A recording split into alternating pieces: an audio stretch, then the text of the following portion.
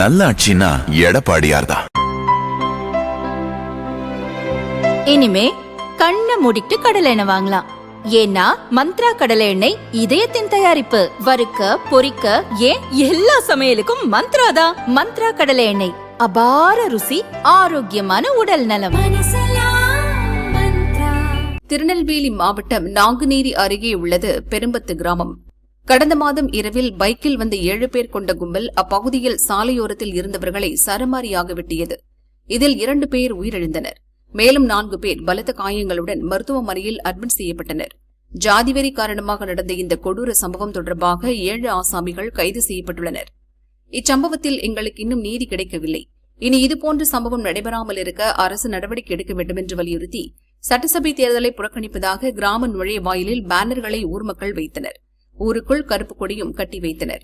இந்த நிலையில் தேர்தல் புறக்கணிப்பை கைவிடுமாறு போலீசார் பலகட்ட பேச்சுவார்த்தை நடத்திய போதும் பெரும்பத்து கிராம மக்கள் தங்கள் முடிவில் உறுதியாக இருந்தனர். தமிழகம் முழுவதும் மாற்றுத்திறனாளிகள் மற்றும் 85 வயதை கடந்த முதியவர்களுக்கான தபால் ஓட்டுப்பதிவு நேற்று தொடங்கியது. அதன்படி தேர்தல் ஆணையத்தின் ஏற்பாட்டில் அதிகாரிகள் போலீஸ் பாதுகாப்புடன் பெரும்பத்து கிராமத்திற்கு சென்று தபால் ஓட்டுகளை பெற முயன்றனர்.